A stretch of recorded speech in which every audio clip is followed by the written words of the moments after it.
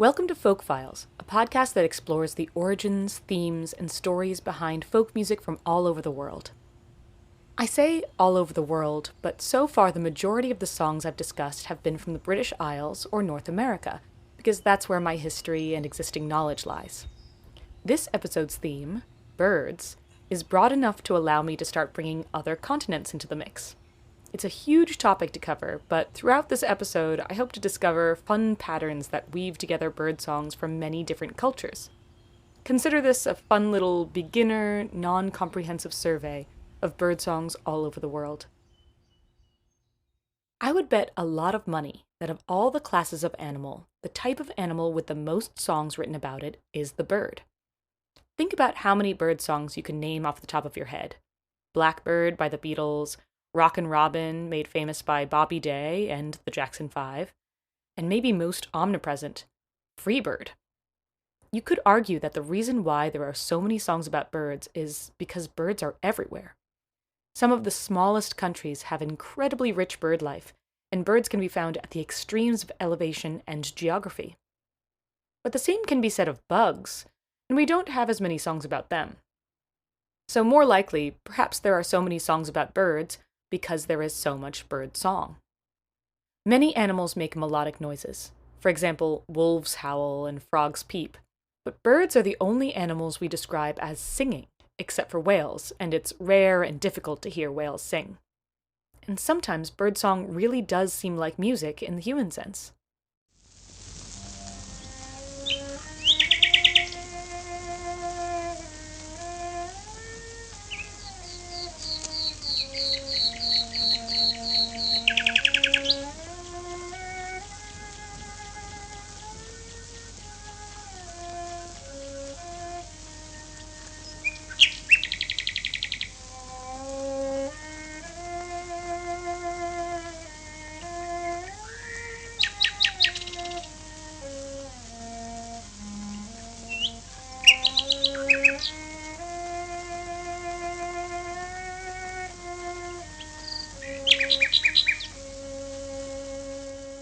That was part of a 1927 recording from the garden of Beatrice Harrison. Beatrice Harrison was a cellist who realized that when she practiced outside, the nightingales in her garden seemed to interact with her playing, mimicking certain lines and providing counterpoint to others. To quote Beatrice, "I began the chant Hindu by Rimsky-Korsakov, and after playing for some time, I stopped. Suddenly, a gorgeous note echoed the notes of the cello." She alerted the BBC, and they began the complicated process of figuring out how to broadcast from Beatrice's garden in Oxted, Surrey. On May 19, 1924, they successfully completed their broadcast, but it's possible that there are no real nightingales in that recording. As the story goes, the technicians scared away all the nightingales, so the BBC had to employ a bird impressionist named Maud Gould so as not to disappoint listeners. It's a highly debated story, but definitely an amusing one. The broadcast was so popular that they repeated it for many years. Possibly the last broadcast of the series occurred in 1942 and was quickly shut down. The reason for the hasty cancellation was that it started to broadcast the approach of Allied planes on their way to Germany. Luckily, a technician realized that it would be pretty stupid to allow the broadcast to continue and give away the mission to any Germans who might be listening. But here's the eerie moment when the planes started to fly overhead.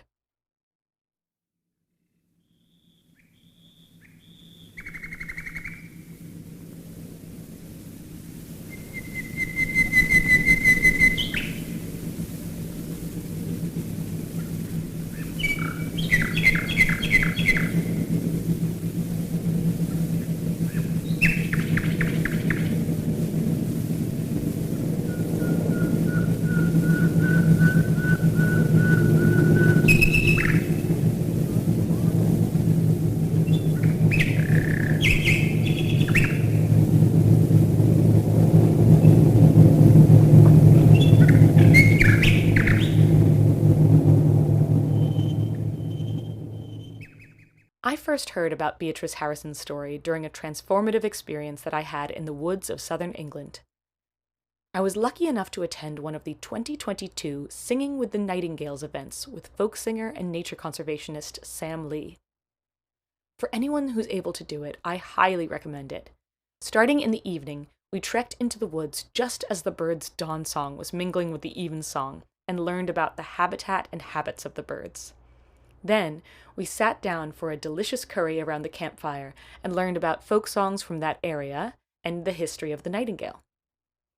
Then, we silently trekked into the woods in single file to hear the nightingales. The first one we found sounded a little bit young and unsure of himself, but then we found a more confident nightingale, and Sam began singing along with it. The bird's rhythms seemed to fall into place around Sam's voice, and these birds are loud. They can clock in at about 90 decibels, which is about as loud as a power tool or a blender. The whole night was enchanting and unforgettable. Singing with the Nightingales happens from mid-April to the end of May, the period when the nightingales come to southern England from sub-Saharan Africa. The project aims to draw attention to the fact that the nightingale population has been decimated by pollution and habitation loss.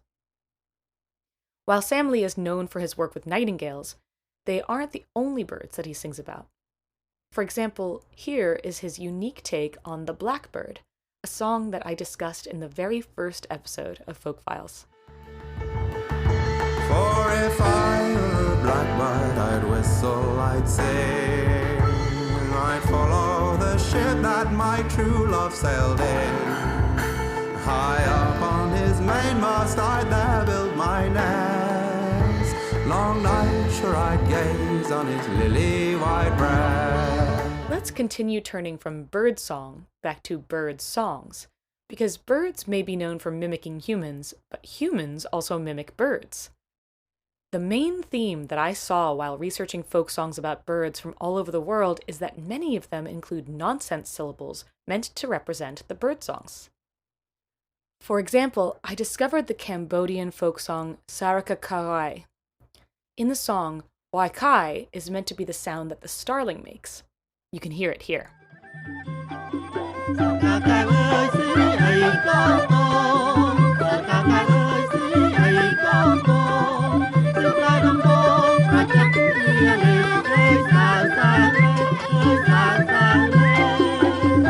On almost exactly the other side of the globe, we have this Peruvian folk song about a cuckoo singing cuckoo far off in the woods, here sung by Chilean musician Cote Godoy. Lejano bosque ya cantará el cucú, oculto en el follaje, el búho contestó. Cucú le llamó, cucú le llamó, cucú, cucú, cucú le llamó, cucú le llamó, cucú. And to the north, there's this old round from Iceland, where the sound of the curlew is represented as bee, bee, bee, bee. This version is sung by the Savanna Tríóïð. Sá ég spóa suður í flóa, syngur lóa út í móa. Sá ég spóa suður í flóa, syngur lóa út í móa. Sá ég spóa suður í flóa, syngur lóa út í móa. Sá ég spóa suður í flóa, syngur lóa. Meanwhile, there's an Egyptian folk song all about a bird that says sao sao and bes bes. It's a little bit of a heavy-handed song, where a little boy doesn't listen when his mother tells him to leave a cat alone, the cat scratches him, and the final line roughly translates as, "And that's the end of someone who doesn't obey his mom." Here it is, sung by Mohamed Fawzi. ذهب الليل وطلع الفجر والعصفور صوصو شاف القطة قال لها بسبس قالت له نو نو.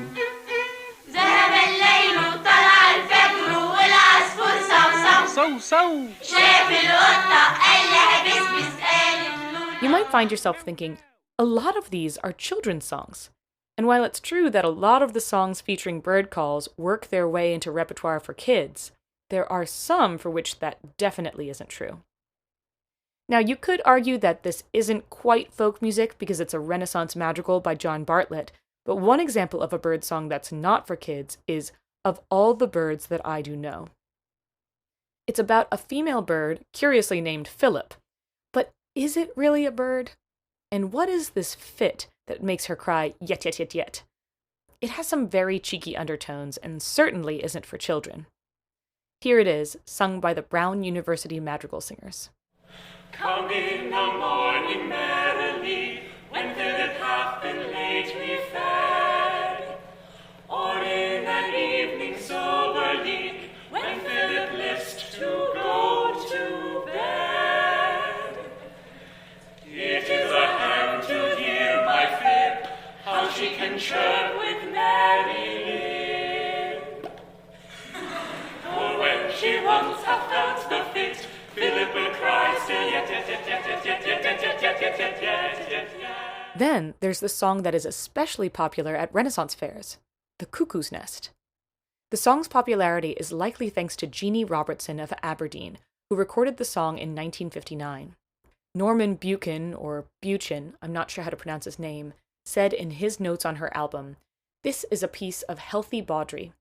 The Cuckoo's Nest itself is, of course, a conventional sex symbol, of a kind perhaps more often found in English folk song.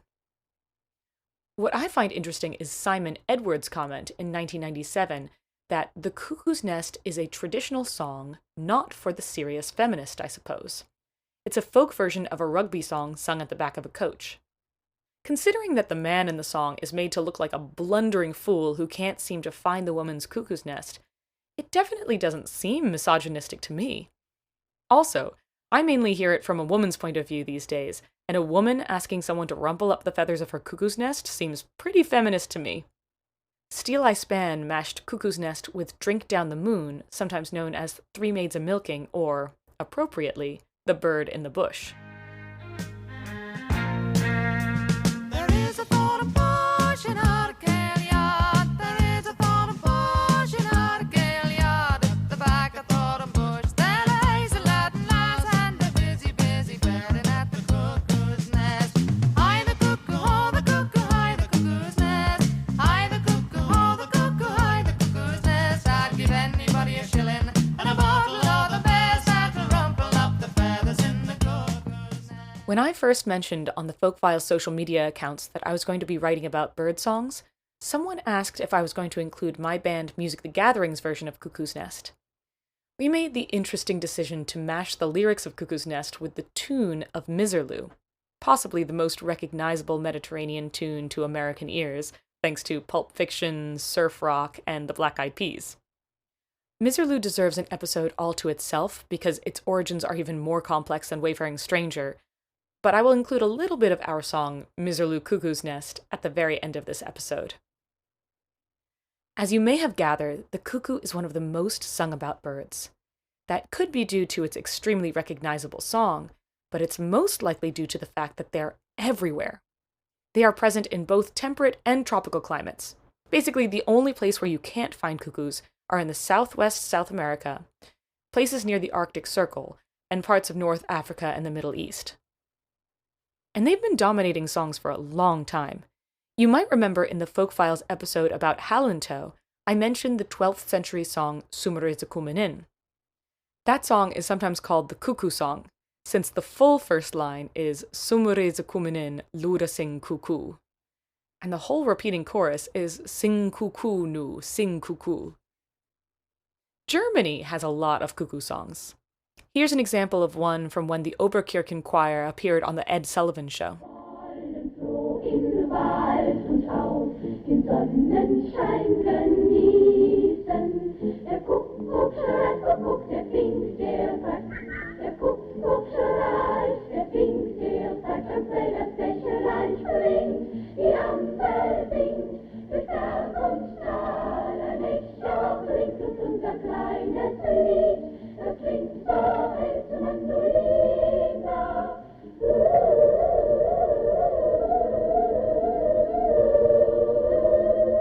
The song is called Kuckuck Kuckuck, or Cuckoo Cuckoo, and it's simply a sweet song about celebrating the passing seasons. One thing that I was reminded of while searching for good sound bites for each of these songs is that musical arrangements specifically targeted towards children are pretty awful. I had to listen to so many MIDI-filled, cheesy arrangements of these bird songs. I find it interesting because all of my favorite songs as a child had complex, interesting adult arrangements. Who decided that children liked really simplified, heavy-handed arrangements? But these are thoughts for another episode, perhaps centering on why some folk songs become nursery rhymes and common children's tunes, and others don't. In the United States, the most famous cuckoo song is probably the Appalachian song, where the cuckoo is a pretty bird that warbles as it flies. My favorite version is Rising Appalachia's unique arrangement, which blends blues, West African traditions, and Irish traditions together. Oh, the cuckoo, she's a pretty bird, and she warbles as she flies. She never hollers cuckoo till the 4th day of July. Jack a diamond, Jack a diamond, how I know you from old. You rob my poor pockets of my silver and gold.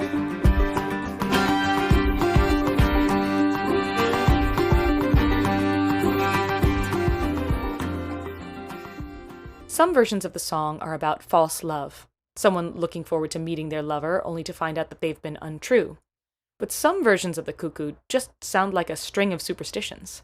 The cuckoo has a lot of significance in folklore and superstition. It is considered the herald of spring, but also some cultures say that the number of times it sings per season can tell you how many deaths or marriages there will be in that year. There's also the cuckoo's link to craziness and cuckolding, since cuckoos place their eggs in other birds' nests. So this Appalachian song's slightly nonsensical verses could be linked to the varied cuckoo folklore. The cuckoo song that I know best is the one featured in Benjamin Britten's Friday Afternoons. The lyrics were written by Jane Taylor, the same poet behind Twinkle Twinkle Little Star. Here's Cosmo Sheldrake's version of the sweet little song that has, of course, become a children's song. What do you do? In April I open my bill. In May I sing night and day. In June I change my tune. In July far off I fly. In August away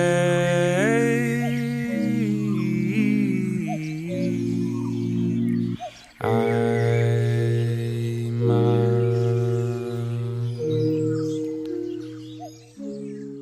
For fellow Cosmo Sheldrake fans, he has a whole album dedicated to birds called Wake Up Calls. Each bird featured on the track list is on the list of endangered British birds, except for the robin and the blackbird. After the cuckoo, the birds that I noticed with the highest number of songs about them were the nightingale, of course, the mockingbird, the crow, and the blackbird. In Canada, there's a folk song called Mon merle, which means my blackbird. It's a cumulative song, meaning that each verse gets longer because you have to remember each of the previous verses. One of the better-known cumulative songs in the English language is Rattlin' Bog, for example. It's another song that appears to be marketed as a children's song, but the lyrics are really bizarre. The blackbird keeps losing bits of itself, usually first its beak, then its eye, then its head. Why are all these pieces of the blackbird falling off? But the Canadians seem to have a weird obsession with bird parts. Another better-known Canadian folk song is Alouette. Alouette, gentille alouette, alouette, je te plumerai. In Alouette, another cumulative song, all the different parts of the bird are named, and at the end of each verse, the singer says, je te plumerai, which means, I will pluck you.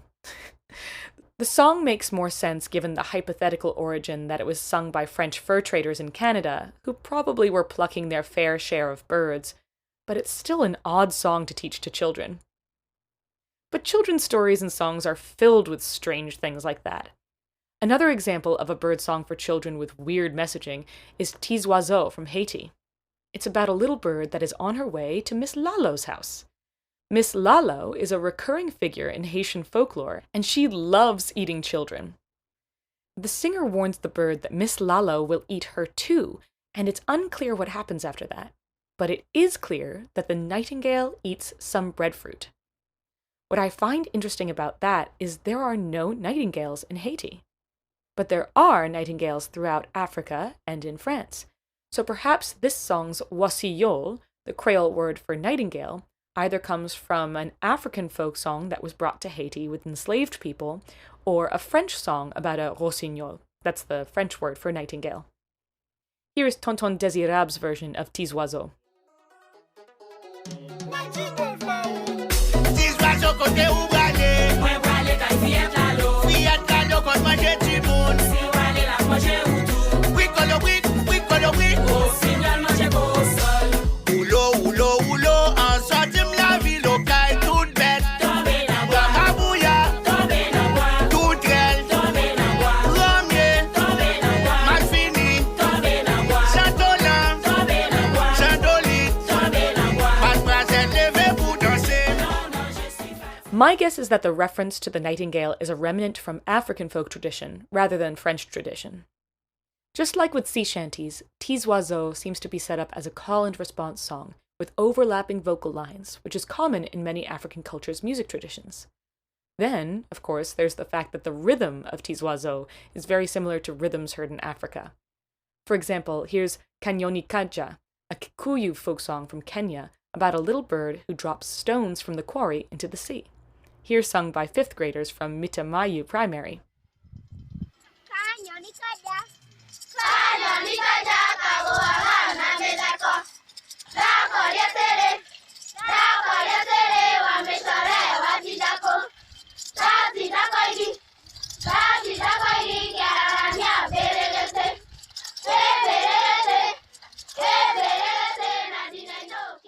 I could easily make this episode multiple hours long and discuss Japanese songs about sparrows, eerie Hungarian songs about bird-filled forests, and Indian songs about crows stealing cookies. But since this is just a brief survey of bird songs, I'll save those melodies for the Patreon blog post. As a reminder, for one of the tiers of my Patreon, I post a blog with extra information about each episode. You can also find audio bloopers and written transcripts there as well. If you'd like to support the research and production of the podcast, head to patreon.com/folkfilespodcast. The last song I'll mention, because I'm shocked I had never heard of it and I haven't mentioned a single mockingbird yet, is Listen to the Mockingbird. It is definitely a pop song, because it was extremely popular, but at this point, because it's so old, it feels more like folk. The song caught my interest for 3 different reasons. First of all, the reason why I say it's a pop song is because 20 million copies of the sheet music were sold in the 1800s, and it inspired many versions and adaptations. Secondly, the lyrics were written under the name Alice Hawthorne, which was the pseudonym for a man named Septimus Winner. I cannot comprehend why you would decide to use a pseudonym if your name is Septimus Winner. It's also intriguing that he chose to write under a woman's name. The third thing that interested me is that the tune of the song was composed by a black street musician named Richard Milburn. Again, this was in 1855, so a black man's music was immensely popular, 8 years before the Emancipation Proclamation. It goes to show, once again, how much of American musical tradition is rooted in black culture. You may recognize the tune as the theme to the Three Stooges. Here it is performed by Dolly Parton and Stuart Duncan. Listen to the mockingbird, listen to the mockingbird, oh, the mockingbird is singing o'er the grave. Listen to the mockingbird, listen to the mockingbird, still singing where the weeping willow waves.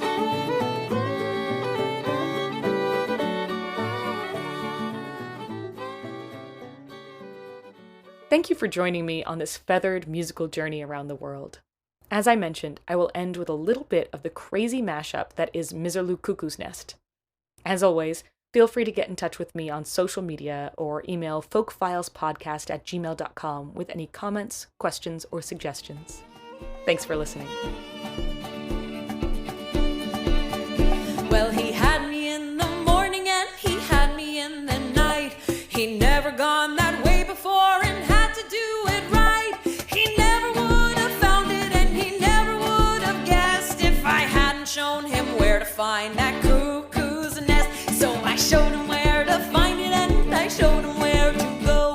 the prickles and the brambles where the little cuckoos grow.